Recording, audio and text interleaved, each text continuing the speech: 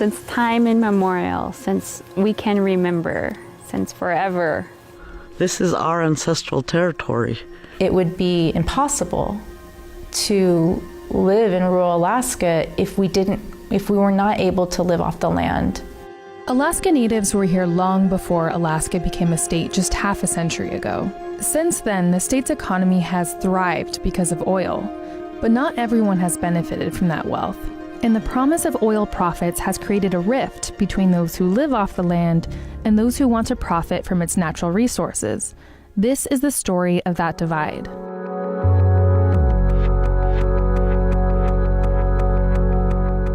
There's over 227 tribes in the state of Alaska. Every territory in the state has an indigenous nation that has inhabited that area since time immemorial.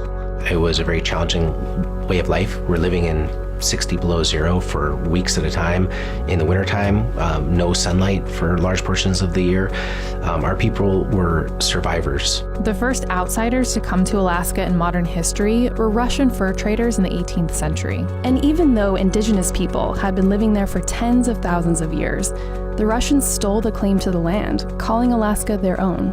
And in 1867, Russia sold Alaska to the United States for $7.2 million. The whole problem from the earliest days on was the United States sort of bought a flawed title. Toward the end of that century, more and more outsiders came to Alaska, either to make their fortunes or to spread their religion. But with the influx of outsiders came new diseases that Alaska Natives didn't have immunities to.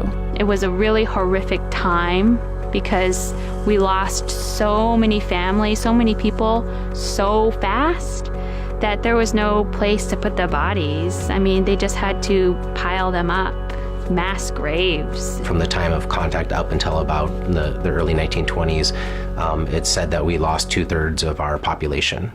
By the 1930s, Alaska Natives were experiencing another traumatic loss, as Native children were sent to schools based on Western education, including boarding schools. When they were sent there, if they were wearing their traditional clothing, all their clothing was removed and put outside in a pile as they went into the school. The boys' hair were cut to be short. They weren't allowed to speak their language. In situations of my own mother being sent away for 7 years of her childhood and being told that she can't speak her language, that she's not a Gwich'in person, that she has to become something than who she is in order to succeed in the world today. They would come home and they would be displaced because the parents didn't know who they were. The parents didn't speak the same language as their children. They didn't know how to hunt or be able to survive on the land, so there was this huge disconnection. Even though I didn't live through that time, I feel like I did. It just was passed down. You know, I don't understand why my grandmother doesn't speak Inupiaq to me, or, I don't understand that, but I feel it.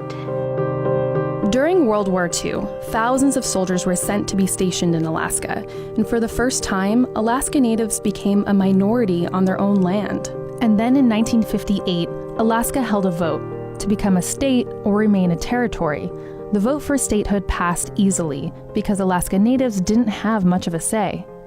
But statehood did not clear things up for who really owned the land. There were some Indian villages between Anchorage and Fairbanks that were complaining that the state was taking their land.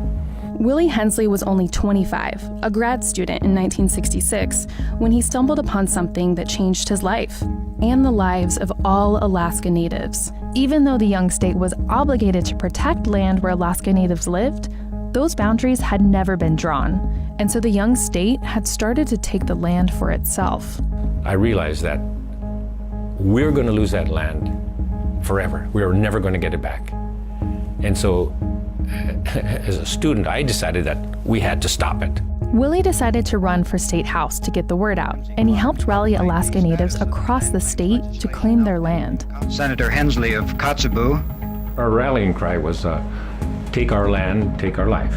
And it was controversial because we weren't accustomed to taking on the government. We had been encouraged to obey authority. It took a little bit of nerve to actually not only say no, but hell no, you can't have it. As Alaska Natives organized to claim their land, something happened that got the state and the world to really pay attention. Oil at Alaska's North Slope at Prudhoe Bay, a lot of it. possibly the biggest discovery in history. As soon as you had the discovery of yet another vast natural resource that could be exploited in Alaska, you had the interest of major international corporations. The state was in desperate straits. I mean, they were financially going down the drain because the state couldn't afford statehood. You know, we had this teeny population, no revenue of any consequence, high costs, and they needed that money, you know, from oil. The oil industry really just wanted it resolved. They just wanted to make sure they have access to the oil, and in particular that they had access to a corridor to build the Trans-Alaska oil pipeline. In order to build that pipeline, the state needed to know who in fact owned title to the land it would cross. And so the land claims argument became front and center. We literally had no time, we had no money. Initially we had no lawyers, we had no communication system, and we had to create structures. We didn't even have institutions. We had some very young leaders who were in their early 20s, most of them, many not college educated. For the next 3 years, these young leaders, including Willie, rushed back and forth to Washington, D.C., doorstepping congressmen to pay attention to their cause. In 71, it came together. All of a sudden, the House passes a version of the bill, the Senate passes a version, and it was in conference. On December 18, 1971, the Alaska Native Claims Settlement Act, or ANCSA, was signed into law by President Richard Nixon. Alaska Natives ended up getting 44 million acres of land, about 10% of Alaska, and $963 million to compensate for the land they lost. At the time, it was the largest native land settlement, which for many felt like a huge success. But not everyone felt the settlement was fair. The Alaska Native Claims Settlement Act was an illegitimate act that was forced on our people. Most Alaska Natives did not have a say. Just a handful had a say. It was sort of bittersweet because it was more than any other Native American group ever received out of Congress. But still, you know, we knew that we were letting go of a huge amount of our traditional land holdings. As part of the settlement, the land was not transferred directly to Alaska Natives. Instead, it created Alaska Native corporations, which would own those 44 million acres. Alaska Natives became shareholders in those corporations. Hunters and fishermen and housewives that we were, you know, all of a sudden we had to sort of try to think like businessmen. Just imagine coming from a little tiny community where your people don't even speak English and being told, you have a corporation now and you need to successfully manage this corporation or you can be overtaken.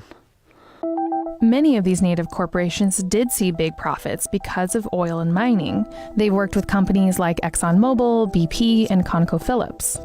But these are the same industries that have contributed to climate change, threatening the hunting and fishing grounds of Alaska Natives. The thing about the Alaska Native Claims Settlement Act is there was one line item that said all Alaska Natives gave up Aboriginal rights to the land. It was one tiny line. This line meant that Alaska Natives could no longer hunt, fish, and gather where they had been doing so for tens of thousands of years. They were now subject to hunting licenses, restricted areas, and designated seasons. They were coerced into signing. They were told, this is the best bill that you're going to get. There simply was no other way to get control of our space. Since the discovery of oil at Prudhoe Bay and the signing of ANCSA, oil has been the economic driver in Alaska. Oil tax revenue has paid for schools, streetlights, and social programs. The oil industry employs a third of the state's workers. It's allowed the state to do away with sales and income taxes. And it's created the Permanent Fund, which pays each resident an annual dividend of about $1,000. The Trans-Alaska Pipeline, that 800-mile steel pipe going through the middle of Alaska, has been the lifeline for Alaska. I mean, really, it's created modern Alaska. But many Alaska Natives never saw all those profits. It's still extremely expensive to live in the villages, where many homes lack basic plumbing. Most Alaska Native villages still hunt, we still fish, we still gather. We have to live that way. We have to have our way of life. Money is short term, but the land will always be here for us to provide for us, and we have to care for the land.